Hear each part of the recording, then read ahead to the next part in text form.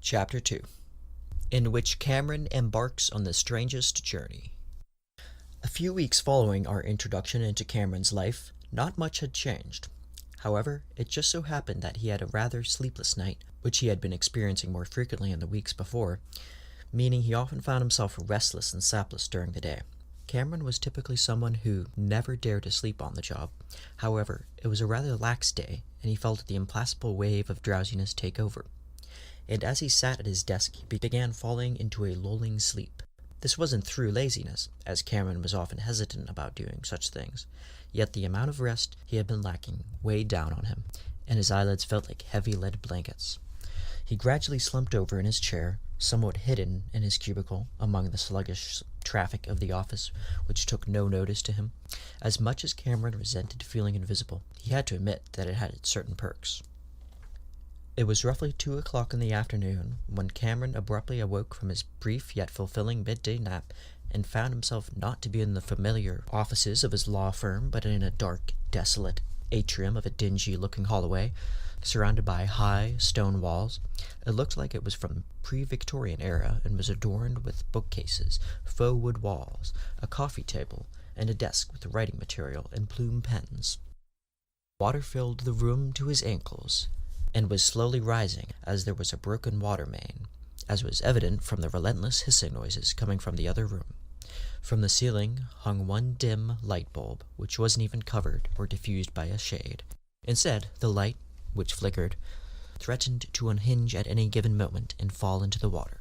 Through a simple balsa wooden door, the dark alleyway appeared to lead to a system of brick tunnels that went in every which direction. It looked akin to an underground railroad station that had been abandoned for decades.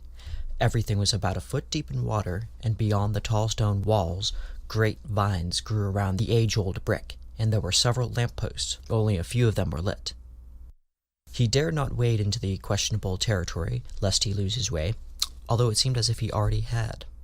The walls were splattered with countless black spots which resembled coal stains, as if a train engine had spewed its fumes on it. The plaster on the walls, or what little remained of it, was partially peeled off due to the intense moisture that engrossed everything around it. Outside the room, there was a wide vestibule which resembled a clerk's reception office, in antique French, pre-Revolution style, with bisque-colored wallpaper festooned with a few romantic paintings embedded in it, and a fancy lamp that descended from the ceiling. There was also a glossy, solid oak upright piano. At least it looked solid, although it was difficult to tell if it was a cheap imitation or otherwise, and several curule chairs dispersed throughout the room. Despite its dubious appearance, there was a decadence to the living room, with its shelves liberally stocked with a myriad of encyclopedias, though it took Cameron some time to identify the books, as some were in different languages, more particularly Diderot's Encyclopédie, Pierre Chaureau de Laclos, several other Romantic-era poets, and a number of texts on alchemy.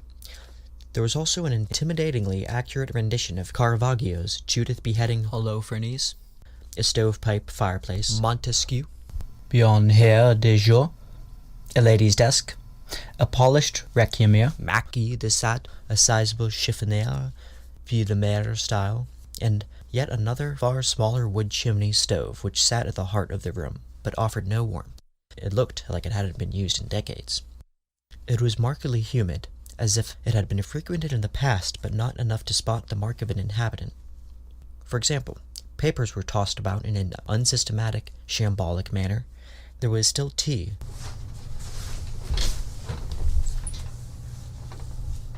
exhibited throughout the room. Cameron could tell there was something off about the place. It might have been the lush, garish array of colors amid the swampy marsh, or the obscure intellectual tomes among the rotted food and used ashtrays, or even the infuriating way the pictures were hung.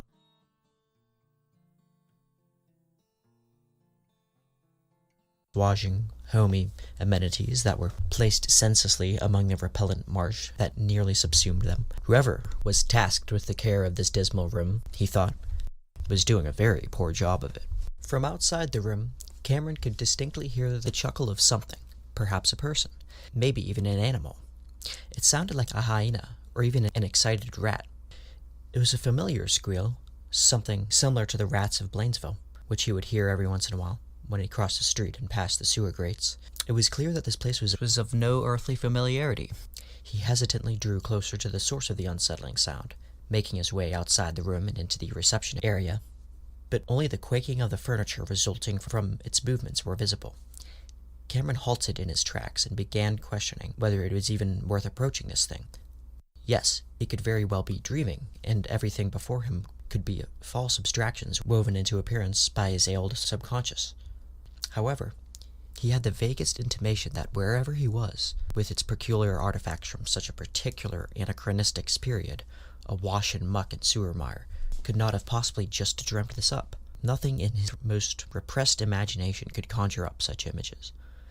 Another brief maniacal chortle emanated from that dark, shadowy corner and reverberated in a sinister way in the legion of hallways which layered several paces away, although it was difficult to pin down the exact location. Finally, before Cameron could overcome his fears, he saw the shadow of the object pass closely before him, and the source of his confoundment finally revealed itself.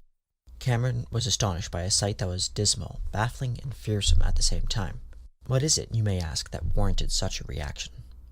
The character that gracefully stepped out from behind the corner was the most peculiar sight anyone could imagine. It was about 4 feet tall, but with a stocky build and broad shoulders.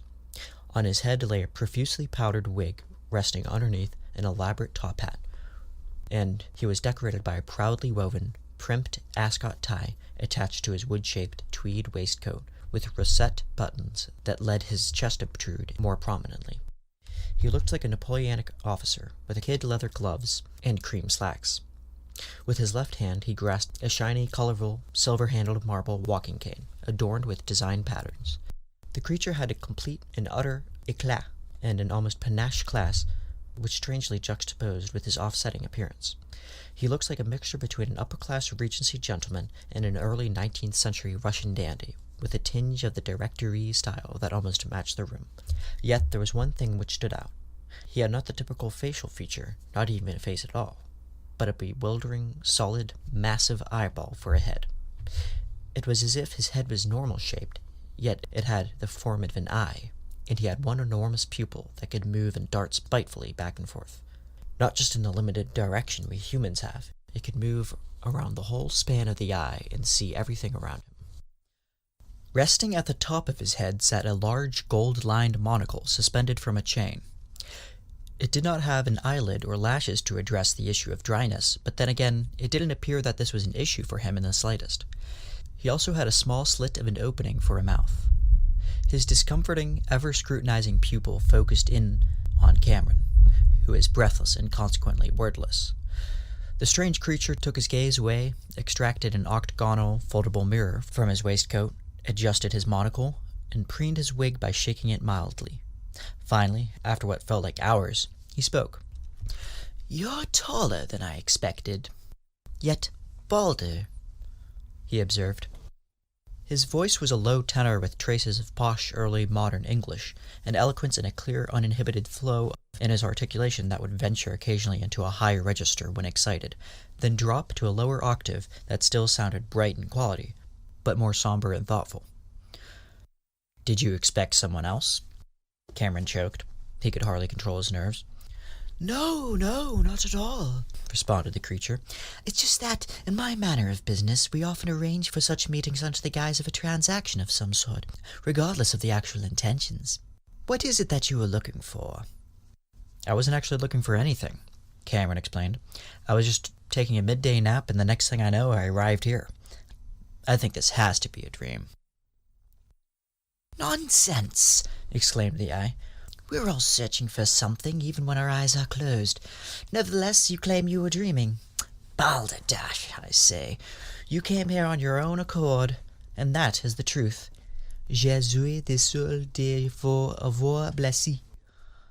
There was a tinge of an almost rustic lack of refinement in his speaking, as if he had spent some time in the streets, especially of a lower-class area dominated by crime and a tendency to frequent pubs, meaning that he spoke subdued by inebriation. "I don't understand," said Cameron, trying to avoid making direct eye contact with the creature. sure you do. Everybody wants to get to the bottom of the inquisitions that plague them, so it just so happens that your particular peregrination entailed my involvement along the way. I'm so glad you stopped by. The tea is hot. Well, it was hot at any rate. The point is that though you may wish to believe in your fancy that I was a mere projection, an abstraction put on by a bit of motion sickness or ill-digested pastry, the idea remains the same, that I am surely here, presently and cognitively, and it is very much apparent to you. Honestly, it seems to be bugging you a fair deal. You're perspiring abundantly. I can tell from your forehead. And what does it matter if it's a dream or not? Does not the rest of life resemble a long, hopeless reverie? Am I simply a spook of the mind put on by wishful thinking? Besides, would it matter if I am not a material lucid reality, or if I could disappear on my own volition in a heartbeat? Yet you can successfully find me time and time again, alone reading books between the hours of 11 to 3 o'clock in my study. That is, if you know the right place to search. Let me be clear and concise with you. I am here for you. Whatever you need, I am daft enough to agree to assist with it. Consider me your concierge, your diplomat, your conspirator, the gatekeeper of all that is locked. Wherever you wish to go, I am sure to follow. Well, how nice of you, but I don't need a caretaker. I can manage perfectly fine by myself, Cameron said, drawing on every ounce of doggedness he could find within him. You don't seem to fare terribly well by yourself, though. How is that Mr. Singer character treating you? Does he still take to using you as a disposable puppet? Or is it a kickball that he hurls around the office? The eye retorted, sardonically, as he adjusted his monocle. How do you know about my job and my boss? It's none of your business anyway. Stay out of it. Cameron's eyes glowered as he spoke spitefully. Well, I do see all. My purview extends immeasurably past the average layperson. I estimate I more than likely witness about 3/4 of your daily life, and I must say it is a bore. I only missed that 1/4 because I have limitations. I have other tenants I must attend to, and I occupy myself with my own leisurely range of activities. I would very much like to learn the harpsichord one of these days. The simple life of a man of letters certainly gives way to indolence. The eye yawned and checked his pocket watch, which matched the rest of his outfit in terms of stylishness. It was as if he was already growing exhausted by Cameron, even though he had hardly spoken to him for more than 2 minutes. After a brief silence, the eye began. I always find these greetings are much too formal. Why not pour yourself a drink? Do you have a liking for brandy? How about gin? I've got refined gin, fresh out of the barrel. No, thank you, responded Cameron, who was hesitant about anything that came out of those dingy, soiled-looking barrels. Suit yourself, then. I, on the other hand, could really use a good washing down, as it were, or some chambord on ice, or rye whiskey now. Spirits to get me in high spirits. It must be perfectly aged by now. After all, it's been sitting here for almost 200 years. Forgive my utter dearth of niceties. My temperament astounds me sometimes. We began this discussion so extemporaneously that it completely slipped my mind that we should make ourselves acquainted. Allow me to introduce myself. I am Balthazar Golicheb Tiberius, and I am not from these parts. I was originally sent here to help people, but it was never elucidated to me precisely how I should go about it. He poured a tall glass of whiskey for himself and began sipping it intermittently. So, where are you from? Cameron asked. Mr. Tiberius began motioning his hands in fervent gesticulation, then started formulating a drawn-out answer. From far away. I was in the midst of making a summer hike to a friend's chalet up in the Alps near Winterthur, and I came here by way of an old abandoned railway junction. In fact, this one here vaguely resembles it. Though I was intent on travelling by foot, I couldn't help but hop abroad, as the couchette car seemed almost to be greeting me with its luminous lamps. I couldn't resist its invocations, as it just so happened to be going my direction, and I hopped on board, delighting in the gloomy accommodations, but my heart sinking at the lack of privacy, with hardly a room of one's own. Next thing I recall, the lights flickered sporadically on and off, and I was suddenly alone in this dreary railroad car, and the others on board with me had vanished. However, the sequence of events that took place prior to the transformative incident is more important because it may as well be inextricably linked to them. This causal train of actions and episodes drives the very essence of our being, after all. I remember returning from a party. It was partially business and quite formal, and many of my closest friends and colleagues were there. Mr. Ballister had sent a notice via mail and insisted on my coming. What can I say? I enjoy a good party where the atmosphere and milieu is ripe for intellectual and inventive discussion. So there I am in this gallery, in rural Winterthur, with its monumental peaks and gorges. My good friend Mr. Leopold Somerset is on the forte piano playing Bachian contrapuntal harmonies. Mr. Emmanuel Boehmer is singing tenor. Mr. Arthur de Creux is reciting Latin poetry, a Theban lament dirge for Linus, and his sister, the ever-so-gorgeous Mademoiselle Charlotte Louis de Creux, is singing equally gorgeous counter-melodies in soprano. Everything is in perfect order. Well, almost perfect. Nothing can be truly formulaically flawless, as we philosophers must admit. Yet it was as close as it could get. Despite being shy of the immaculate, flawless Mr. Crow, I worked up the courage to approach her by the balcony at sunset. The once dark horizon was gently swabbed and mollified by a globule of feather-like rays that disseminated in an innumerable variety, like a treasure chest, a Pandora's box full of unraveled sunshine. There she was in her evening dress, like a delicate flower or a rare bird, adorned with perfect feathers showing her full range of plumage. The skeptics and Malthus types would have you believe that miracles do not exist, yet there she was, so natural, refined, retiring, yet iridescent. She was delightfully modest and attuned to her own spirit, which exuded a certain quiet confidence. There was only one flaw in her, which really wasn't a flaw at all. In most respects, she was blind. Therefore, being quite astute in every other sense, she was obliged, through this unfortunate condition, to receive a certain character based purely off their words. Though she could describe in great detail a scenic landscape or her favorite dish, it was purely based on someone's nurturing, mellifluous, even caustic, thoughtless words that she judged someone. She lost her eyesight when she was 8 years old, and thus had only a minutiae of direct visual knowledge of the world, though there are clearly various ways to experience reality. When one was graced by her elegant presence, they needed not worry about their physical appearance, for as we know, appearances are superficial and vain. They were free to be who they really were, with no aristocratic societal disgraces spouted in their face. She was extraordinarily perceptive, and could sense when someone was putting on an act or flat-out lying. She was a very precocious student, who not only studied in depth matters of composing oneself or proper conduct, but also had an ability to instruct her friends to read aloud numerous books, ranging across novels, history, classic literature, and even biology and other scientists, though she was an idealist at heart. She was most enthusiastic about the readings of Schiller, Goethe, Heine, von Kleist, and Hölderlin. While she scarcely needed to write for any reason, her handwriting was exceptional, and many in her circle found her to be gifted and remarkably generous. Although it should be said that some outside her circle were slow to warm up to her, or found her a tad eccentric, as she exhibited certain highly strung traditional familial values and stopped at nothing to defend them. What a setting Winterthur was! Though I arrived only with a party in mind, I ended up building an invaluable attachment to this place, and returned eagerly on multiple occasions, often spending my summers there. It should be noted that I had a long history with the city and surrounding ecosphere.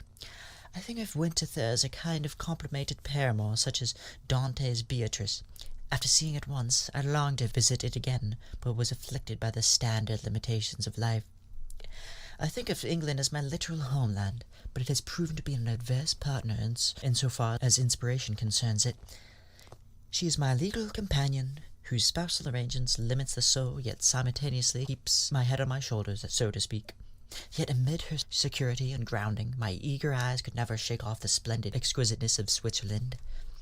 Oh, how the daffodils exhibited themselves as if on parade in full bloom among the ranks of salubrious orchards, gerberas, edelweiss, daisies that speckled the endless fields of the garden. Caretakers endeavoured in vain to keep those budding flori confined within the walls of Mr. Boehmer's exquisite indoor garden, yet they often prodded out via windows and transfixed themselves through the ceilings toward the sky, as if it were some distant, forlorn lover whose touch they desired most. Typhoid fever was running amok in those years. Now, thanks to modern science, it seems there are no such ailments of the severity of those days, which is really yesterday in my mind. But it seemed that everyone was susceptible to it. I required an immunity after agreeing to a homeopathic treatment. Or should I really establish that there was no such treatment in my mind, no according to the laws of science? The fact that I recovered afterwards is not a testament to the power and the truth of homeopathy, the fraudulent medicine of charlatans, but of my own will and iron, and a silent resolve to continue living. As you will find out, Cameron, that is one of my definitive defining traits. To live, and to continue living, constantly persevering and reaching new heights. I do not take lightly to quitting or to the weak-willed fecklessness of piteous, disconsolate faux medical practitioners who wish to give themselves over to the whims of delusory mysticism rather than reason. Many a summer did I spend conspiring merrily with Mr. Boehmer, tending to and tackling all matters pertaining to botany, geology, ecology, mycology, and would even stick our noses into alchemy, but to no avail. It was a subject for the stronger-willed and more studied. We'd experiment on plants, with trial and intense study, with an emphasis on how they photosynthesized. For weeks we looked at only tendrils off climbing plants and how they had a discrete lack of laminas among their stipules. They had modified shoots that, when exposed to right chemicals, could determine the path of growth. We'd graze among the sheep and cattle, plucking alpine flowers in plains that were blanketed with formicory, and our eyes would be piqued by the sight of Iteroparis, insects like the mayfly, who often lay between 500 to 3,000 eggs within their meager lifespan, which is no more than a day or two, though their aquatic larvae may live to up to a year. How ephemeral the mayfly is! Yet it lives its life, carries out its biological constitutive function to its greater mayfly kind, without complaint, bitterness, malaise, or long-winded critical analyses. What a curse consciousness is with its belaboring whys and whats. Humanity has become too inquisitive in this great big rat race of an existence, and has forgotten the simple marvelous levity one finds in delighting in the senses. A rose is always there for us to smell and appreciate, yet we live as if no such beauty exists. On with our dour daytime routines at the nursery of modernity, full of unweaned infants sucking on the sapless teat of the corporate swine that is westernized Occidental civilization. What happened to the puckish, sly, roseate love of life and danger of free spirits? Is it really all gone? Did every last man with an iota of curiosity or daring disappear from the earth, or end up sucked up dry by the humdrum routine of modern life?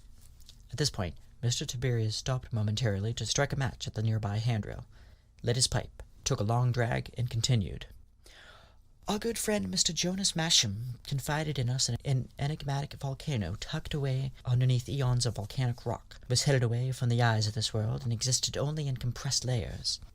He compared it to the mammoth Jökull in Iceland, which, as we know, has been covered in an enormous glacier since the last glacial period. Hence, there has been little to no volcanic activity, and consequently no eruptions. We initially received his cogently stated claims with heavy skepticism. We knew, or so we thought, that in accordance with almost every other region of Europe, Switzerland was entirely devoid of volcanic formations. However, given the severity of his claim and the enticement of a discovery on our hands, we ended up listening to him with giddy anticipation. If there is one pressing task we must assume, it is indeed embarking on a journey to identify this volcano. We followed his advice and ventured 80 miles or so to Grindelwald and made camp. Early the next morning we arose and went up above the terrace, where we saw vast expanses of sheer rock with wildlife scattered about. Yet, as it turned out, there was really no volcano that we found that day. We uncovered several mounds of loose dirt to get an idea and sample the nature of the geology of the area, and found only loam, dust, and occasional bones. We also came across a fire recently put out, with a mass of wood compiled into an unusual symbol that resembled a butterfly pointing true north. We followed this sign and found a number of more signals, some carved in dirt, a la primeval man, others man-made with twigs. Next we found a large wooden turtle compiled from leaves and Kindle. Finally, we were led into a wide cavernous area that we weren't quite intrepid enough to enter. It was one thing to dig holes all day, commented Mr. Somerset. Now we have to travel inside a confined, mysterious cave that we know nothing about. This is where I resign my duties. When embarking upon a walk up any inequitably sized hill in those pastoral lands, I had noticed how much difficulty I had enduring such indeterminate lengths of physical activity, and how I became increasingly out of breath over the duration of our little le parcours. I was so fattened by the life of idle sedentariness and indulgence that I had been accustomed to for far too long. Mr. Masham politely waited for me, scurrying, portly creature, atrophied by indolence that I was, to clear the incline, and we proceeded, after stopping for a brief interval, Ah, Jonas Masham, the very mark of a man both educated in the arts, sciences, and dignity, and also an inevitably physically fit young man who could tackle all matters mountainous in intellect and body, and a host of athletic challenges. I could not help but feel inadequate in his company, a man that could dance, swim, and stretch the limits of every imaginable limb and muscle in his body. With the fierceness of a warring Hun or a Mongol did he exert himself, upping the competition every chance he had, show-off that he was. Yet I had one thing that he lacks. I can see. Astoundingly well. It was true, there were no volcanoes in Switzerland, or at least no full, genuine ones by any stretch. Instead, there were endless peaks and valleys that permeated the landscape. Serrated mountains rose above the horizon and complemented the rivers and gorges that came along just to temper the volatile, capricious crests of peaks of the mountains with their salving fresh water. The farmhouses and chalets that dotted the vales and hills spoke to each other in an unheard, unfamiliar language that took the form of bird calls, cattle, or perhaps a goatherd singing sweet mellifluous melodies to a sheep, imploring them to return to the pen with an enchanting impromptu canto that would rival any Schubert symphony, Beethoven piano trio, concerto, or even a Wagnerian opera. I split my time between Basel, Paris, and London. I absorbed the cultures of nearly every place I traveled, picking up on the customs of Parisian cafes, subsuming the decisive thinking and critical overtones of Germans. I disliked the intellectual cafes in France, for being tokens of snobbery and mean-spiritedness. I do not wish to argue with either the left or the right Hegelians. I do not want to speak at length about the moral philosophy of Kant, Spinoza, Comte, or Fichte. Instead, I wanted to marvel at the sun making its last embrace with the scenery like a plush impressionist painting. This Palais is not a grim, intellectual one, but one that meets illicitly with that desirous mistress of the heart and soul, and consummates their amorous longing in a subtle, enterprising conciliation of compassion and wit. I was a parish man by birth, though an ecumenical madman of wit and sophistication, a facetious sophist by temperament, who simply wanted to see the world with the laid-back eye of a poet for once, and not be compromised by the ever-thinking, ever-ticking logician like snobs who lead tragedy and art into woeful ruination in favor of the intellect. They are analogous to Euripides, who was covered in the afterbirth of Socrates and the Peripatetics, and brought the sensitive, sophisticated spirit of art to a complete gentrified, ugly, sapless corpse. I recall Mr. Somerset wistfully reading Mickiewicz' Pagliacci aloud in an empty amphitheatre of the Rollins estate with an air of pensive gratitude mixed with imperturbable long-suffering. Mr. de Crow would watch furtively, in silence akin to people watching a wounded, fragile creature licking its wounds in the dark. On one occasion, he caught us observing him, and became very bashful and red-faced, tucking away his book in hasty shame. He was quite diffident when people watched him recite, or even silently read a piece. Yet he soon regained his cool demeanour, and returned to his task. It was as if he were waiting for some grand epoch of change, or a portentous doom awaiting us all that he himself had calmly accepted. Perhaps one that does not take place in this age, but within the farthest reaching of humanity. All poets have that look of resigned, phlegmatic moroseness that implicates that a rich, bountiful inner world of ideas, beauty, form, wit, earthiness, compassion, and robust individuality. I don't think I would ever be able to make a proper poet, to be frank.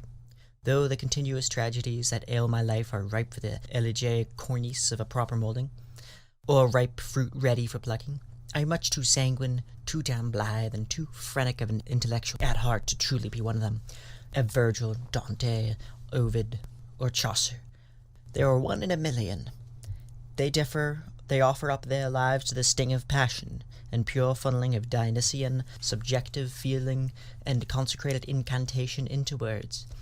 I've only offered my life to casuistry and idle talk of ideas, change, culture, with no telos to tie it together into an interrelated narrative spoken by the mouth of God himself, sung in counter-harmonies by a host of angels.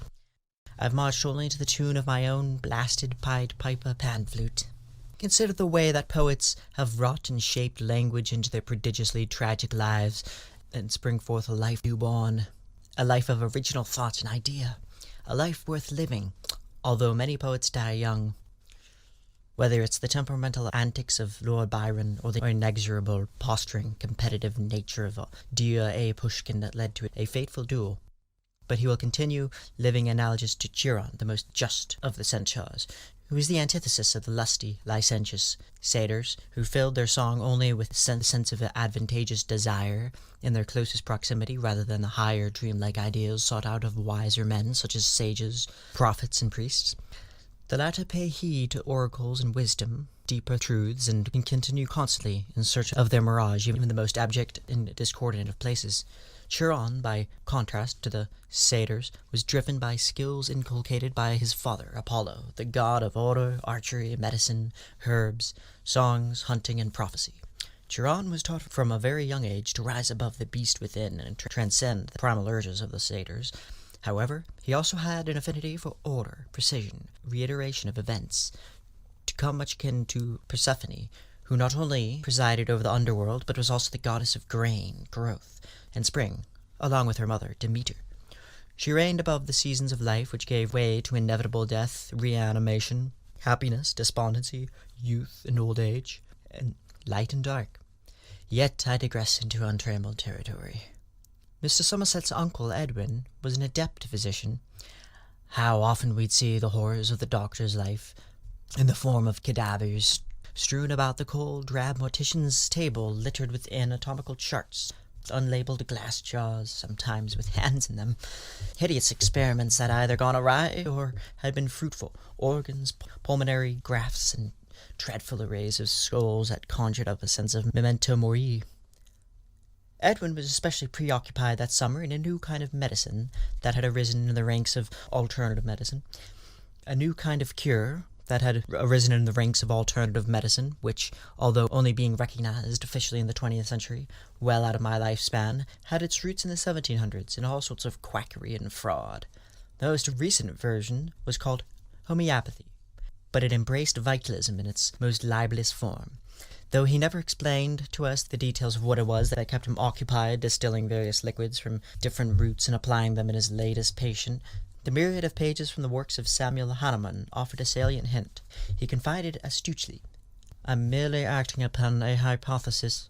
The evidence gathered upon purely empirical means leads me to assume that a feasible disease enacted in this substance is a healthy organism, will ultimately lead to a healthy reaction, or even the cure in an unwanted organism. Following the proposition of Herbert Spencer and the survival of the fittest, we can assume that any organism in an ecosystem would." He also explained in generous detail how he perceived the importance of Greek medicine, even the importance of keeping the four temperaments. Men of choleric nature, such as myself, would typically be inclined to follow only the best evidence available. The rise in science of medicine offered fresh theories that outdid Edwin's staunchly held belief in that miasma or bad air was positively to blame for the Black Death and any instances of diseases in Victorian London. He also had an affinity for phrenology, often measuring others' heads and comparing them with his personality reader chart.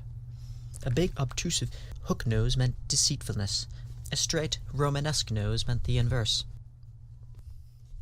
I often found his superstitious conjectures quite amusing, but nonetheless entertained Mr. Edwin in his juvenile games. I offered Mr. Ducrow's skull up for examination, and we were pleasantly surprised to discover that he was, behind his youthful eyes, a conspiratorial, insidious character. Oh, how the days unfolded in unhurried, blissful enterprise. We were torched by our own inner magnitude of creative warmth and enlivened by Mr. Somerset's playing the most mournful, beauteous version of Giuseppe Tartini's violin sonata in G minor, Trillo del Diavolo, along with a series of polonaises by Chopin, while I was overcome with a wave of pathos and shed several tears at the effortless ebb and flow of euphonious melodies streaming out into the world. How often Mr. Somerset and others would play an instrument on the estate, and how scarcely one, two, perhaps none but the artists themselves would hear it. How frequently did they sit and play impromptu pieces in a heat of passion, and pour their souls into their craft, forming melodious tunes only for no one to hear a note of it. Yet every time I passed by without planning to do so, I was caught up in the playful dance of Debussy, or enraptured by the emotive cascades of Smetana, Dvorak, Grieg, Gluck, Fier, or Chopin, and sensed that time was at a standstill. Hours could pass in minutes.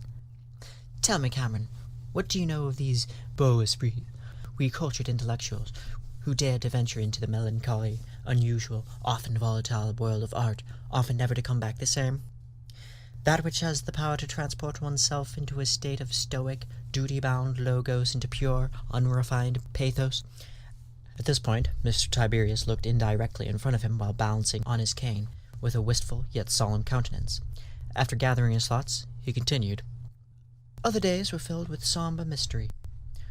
One would peer out the window and into a serene vista on full display of colours offered by sweet nature, who appeared almost like a doting matriarchal figure who gently brushed her hand upon us wretched civilized infants, who always asked more of her. We always wanted a little extra, despite our needs being so minimal and paltry. We should extricate ourselves from the tortuous, maleficent apparatus of modernity with its fierce industrial claws that clutch onto us with a commanding grip, and force the world, and even its children, to be utilized as a means to an abysmal end by the likes of factories and corporations who view the world with a warped sense of entitlement, bereft of gentility, and only see what capital that can be extracted by all means necessary. They care not for the ways of nature that are available to us all, and that have been expounded upon by the great transcendentalists such as Thoreau, Whitman, Emerson, Carlyle, and numerous others who saw life not as an ever-growing mountain of efficiency, worldly success, innovations, fame, status, but instead as tangible, innumerable mountains meant to be appreciated and conquered, and viewed life as a delicate, non-strenuous, placid, fragile creature meant to be nurtured and adored. There was never a final, conclusive event that taught me the meaning of life, if one could be so daft to think that there could be such a thing. Instead, it came throughout a series of little moments of splendor. Mr. Somerset was grieving over the loss of his niece Sarah, a wonderful, bright, courageous little girl who was unforgivingly stricken by consumption, and despite the best efforts of Edwin's expertise and involvement of a host of other doctors, surgeons, medical officials, nurses, and scientists, the poor creature could not be saved. Yet even facing death, she was determined with quiet dignity and acceptance, and she did not once utter a word in malice. I often wonder why the world has no shortage of bad men with miserable, hostile agendas to render an increasingly detrimental place every day. Yet a lovely, pure little angel such as Sarah, who wronged no one, and only offered her compassion, cleverness, and solace towards everyone who was fortunate enough to know her, was taken so cruelly, in brief, anticlimactic, ruthless fit of absurdity. Why does the world spare no shortage of misers and calm, and yet the death has a litany of pure maidens it takes away so spitefully? However, there were other moments that gave me hope, such as Miss Charlotte, standing in a delicate arabesque pose, as if the world was a stage full of eager onlookers. How effortless she made the demanding task of flexibility, movement, and the implementation of proper cadence look! It could have been the subject of a Rembrandt or a Velasquez painting, capturing vividly the majesty of daily life. It was in those little instances that accumulated into a far-reaching, encompassing mural of humanity that expressed itself through the tiny holes poked in tapestry with stars shining brightly behind it in a show of miraculous grandeur. Sometimes meaning manifested itself as a series of etudes by Chopin, and other times it was lengthy monologues given by a solemn Edwin expounding on his Hippocratic oath in the history of medicine dating back to Greece. And though we couldn't wait to find a tenable excuse to escape the monotony of it, we cherish his antics all the same, and ask nothing more of him. Mr. Somerset often clashed with his uncle, who was a positivist, materialist, rationalist to the core, and didn't quite comprehend his idealist, romantically inclined nephew. "Poets murmur, scientists speak," he once said, and he was inclined to repeat this to those around him, as romantics were ubiquitous at the time. How would the world make any progress at all if all of us were tied up in our little books of lyric and long-dead poets, and when we have people who are alive now who are in dire need of mending? I allowed for Mr. Edwin's word to sink indelibly into poor Mr. Somerset, who quickly, with a subtle gaze of a wry smirk, embodying the sentiment of, "I'll let you quickly find out for yourself the foolishness of your claims, for whose heart have not been mended by the salving words of Rilke, or the prescient woven imagery of Baudelaire. The world has enough doctors to mend the physical needs of people, and what we find time and time again, my dear friend, is that these very same people yearn not just for bodily health via the latest progress made in the sciences, but also spiritual fulfillment. For the last words in someone's breath would not be the drowsy laws of science or the language of theoretical kinematics, Instead, men have the words of poetry inscribed upon their heart, and the ill seek higher and more gratifying forms of catharsis in the form of the cantos of Dante or the divinely inspired visionary words of Blake. Who is it you glean more from? To you I declare that I'd rather not live at all than in a world bereft of poets, with only doctors to take their place. For all your medicine, not one word would I dare lose from any of these artists. Of course, that was in actuality what I would have said, but our sweet Mr. Somerset responded with an air of soft assertion. This is precisely why poets come once in a million in their rarefied skills. If all of us thought the same and were tied down by the rigor of science and mathematics, there would be no room for tender melody or unique perspective. Say what you will, Uncle Edwin, or should I say, Doctor. Artists and scientists aim at different goals, but come from and derive their worth from very similar territory.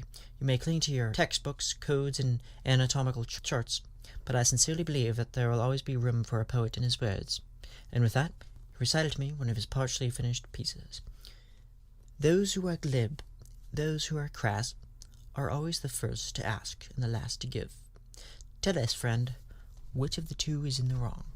The one who attunes themselves to life's song, never dares utter a word of originality or even love, or to the one who adheres to the little things, the sight of a dove, a church bell that dutifully rings. For in these moments eternity is revealed only to those who are daft enough to dream. Those, however, who are spiritually sapped will be cut in half by the knives of the poets who sharpen their blades on the woes of life. Yet the bores will go on pursuing practical things, viewing the world as nothing more than it seems. And thus the world makes sense with no recompense, for they have not the daring or the long-suffering to bear what the poet speaks of. Their words gathered from the harvest of sorrowful trees are enough. And with that, our dear Mr. Somerset abruptly left the room as silently as a church sanctuary in prayer, and absconded outside to smoke his pipe. I dared not disturb him, as he looked especially morose and deep in thought, yet I could still tell from the subtle curl of the lip and the half-smile that all poets have, one of knowing and self-awareness, and forbearance and foresight of things to come. Oh, the days we'd spend in idleness and dissolution, yet gorging on books and poetry. How the aesthetic life was, just sitting sedentary on the sofa. How terribly at peace we were, engulfing ourselves in sweet languor. How long we slept intemperately at the summit of conceited excellence. I should note, however, that it was only for the dual family inheritance that we'd received with Mr. Boehmer's passing, that my own sum of congenital wealth, that we were able to afford such luxuries at the time, which no working man could even dream of.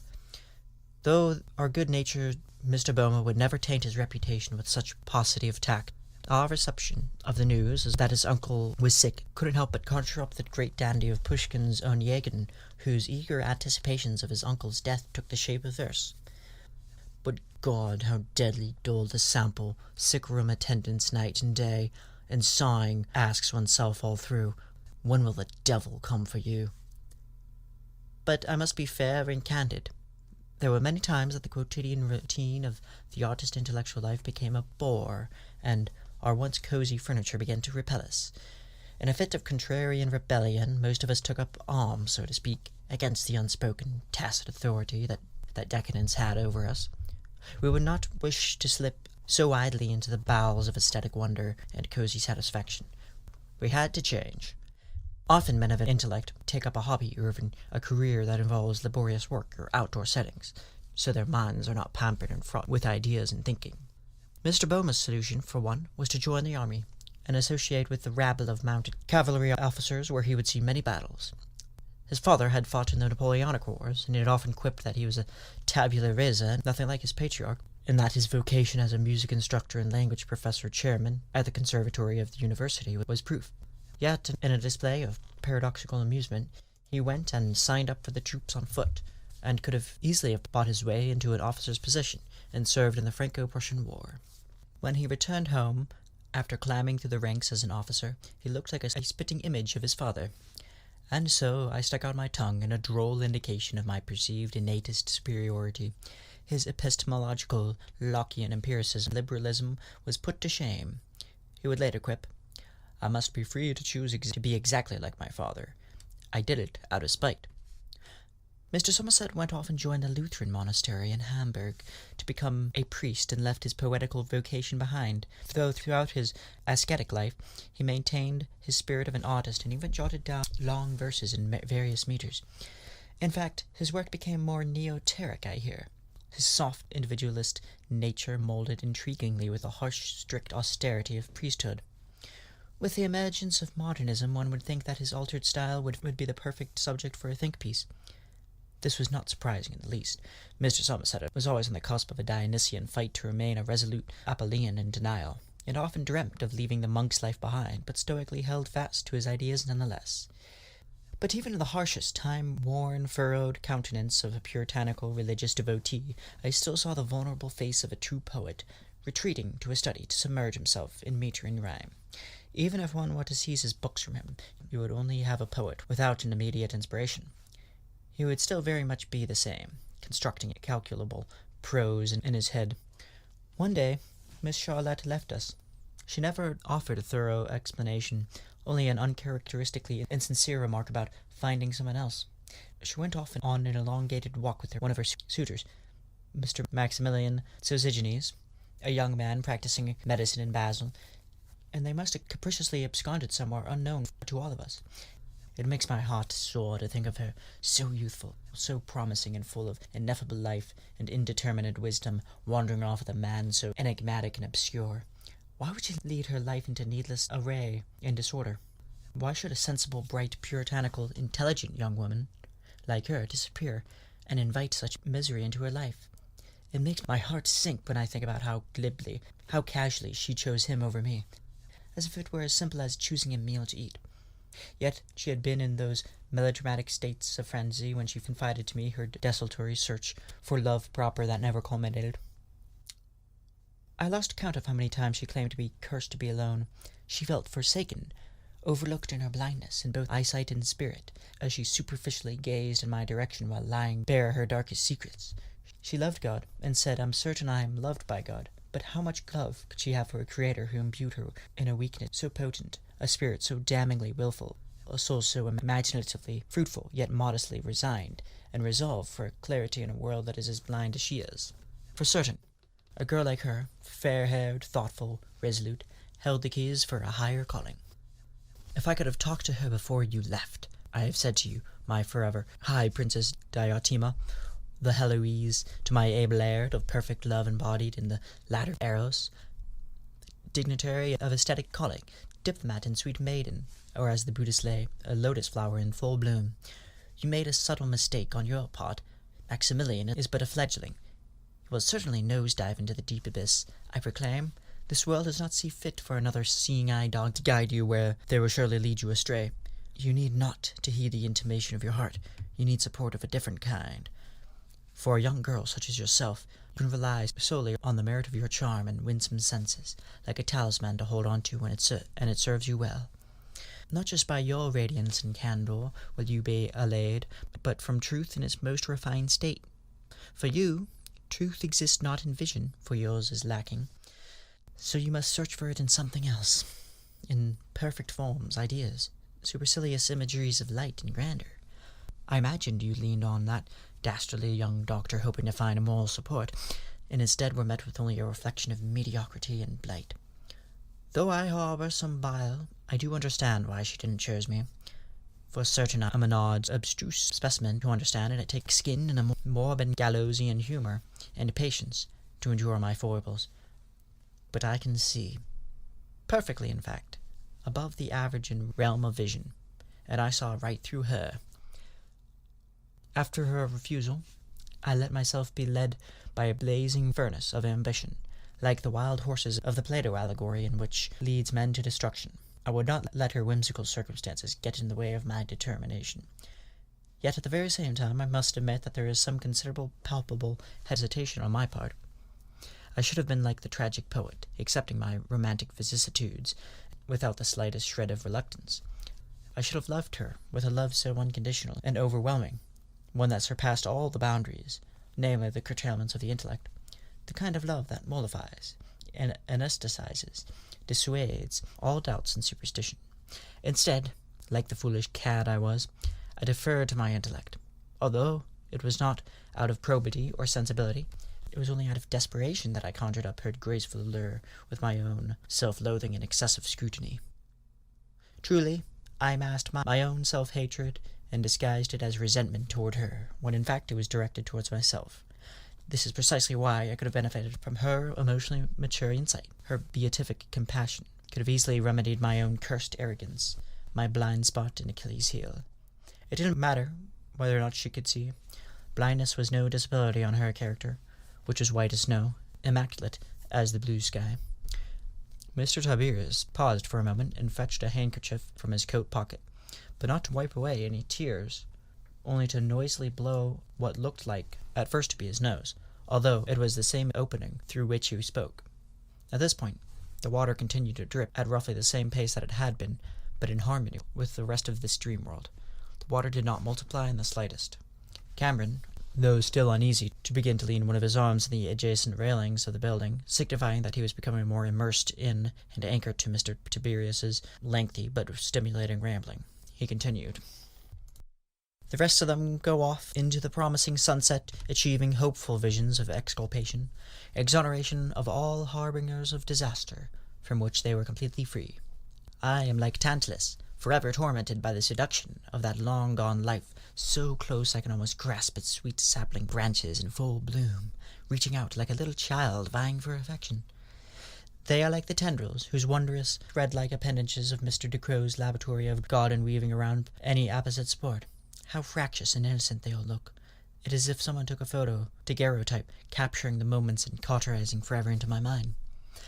My good friend Mr. Octavian had a different opinion. All life isn't worth the trouble, and those going on about their business leisurely are positively doomed to failure in the end. Everybody is parceled up like little bundles of incendiary devices ready to explode or implode depending on their manner of incontinence. It doesn't matter whether they're healthy, slightly ill, or ready for dead years ago.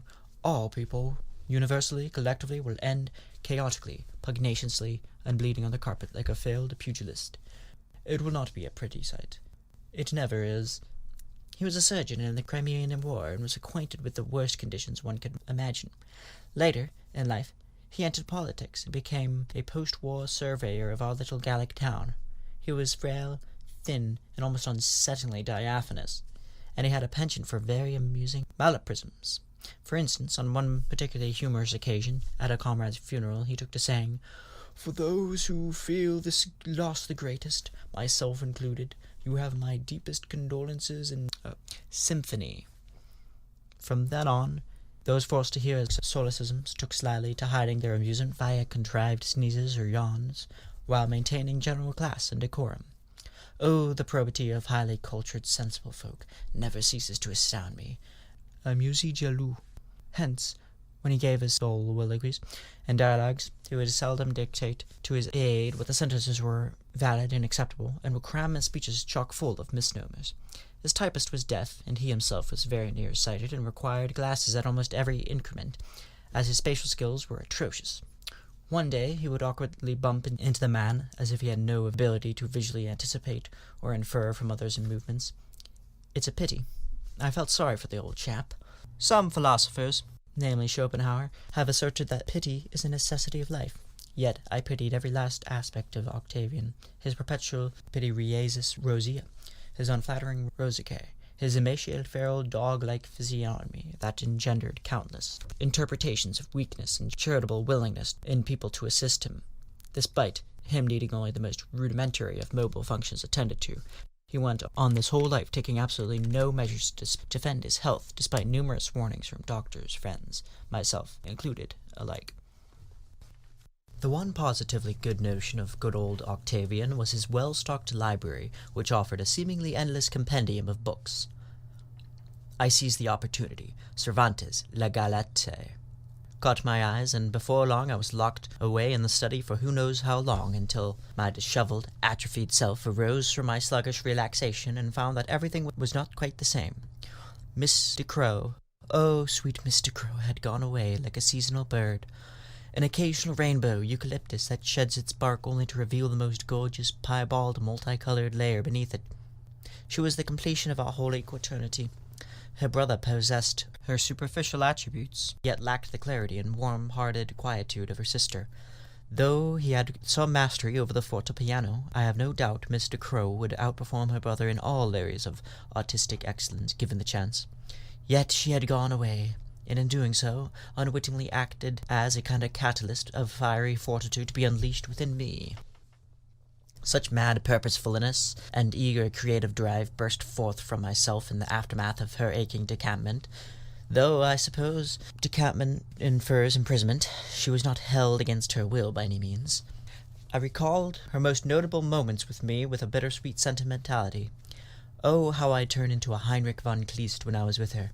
Our long dialogues extended not just to the business of plants and rock, but to the arts, humanities, psychology, sociology, anthropology, and philosophy. How long we chatted voluminously about Gottfried Leibniz and his elusive monads, and Plato and his ladder of Eros, cave, perfect forms, the analogy of the sun. Who would ever dream of taking her place? Anyone who dared to do so would be promptly exposed as an impostor. The days with my good friends in Winterthur, particularly Mr. Boehmer, Mr. Somerset, Mr. Masham, and Mr. Crow, were relaxed, very laissez-faire. To us it was never considered work, as it was free of the burdensome transaction of parties involved.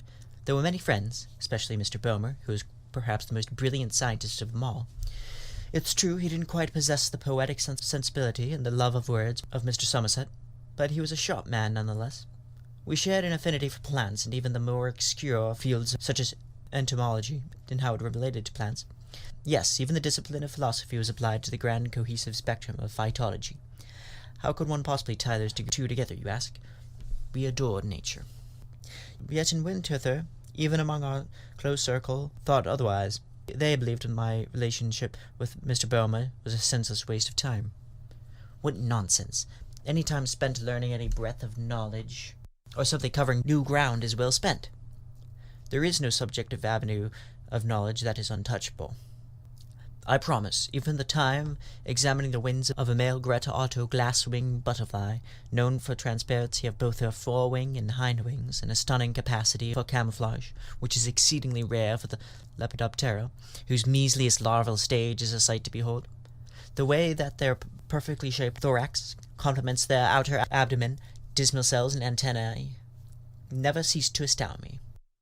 Once the Summerall party, the one I first told you of, ended, I embarked on my long trek back home to Winterthur, to Hartlepool, then back to Marseille, where my summer home was.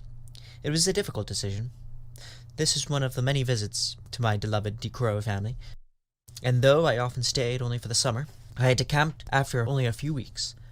I told them that I needed to tend to some family matters. However, I had lied. My heart was deeply wrought over Mr. Crow's rejection of me, and her newfound sense of pride engendered a permeation of both shame and disenchantment in me. In this fit of partial desperation, I caught the nearest train, but something went awry.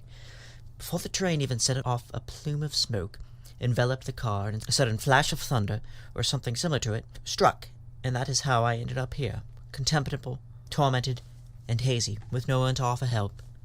My life as I knew it was over in a flash. Well, that's how I thought at the moment, in my youth and naivety. Yet I never considered the ripe possibility that this existence as I live it now is in fact more fitting for my temperament. Once I adjusted to the painful lack of light in this murky gutter, which is not even fit for rats, I began to enjoy it much more. Once I somewhat hastily made a bargain which I would fully be willing to divulge the nature of at a later stage, not on account of superstition, but only because the nature of it is so long-winded and abstruse that any attempt would be desultory. In short, I achieved the required prerequisites with those beings that have a decree over this dimension, and I was honored with certain amenities. It started with a leather sofa, then a bookshelf. Finally, I am at the present blessed with a host of freedoms that make my odd existence just a tad less of a throbbing, insufferable pain. I'll always keep Jeremy Bentham's philosophic calculus in front of my mind. Old Bentham, that formidable philosopher of both law and science, who offered us most insightful theories of ethical hedonism, and brought about the preeminences of utilitarianism, where it rests snugly among and abreast the most formidable modern ideas, though some may foolishly decry its merits.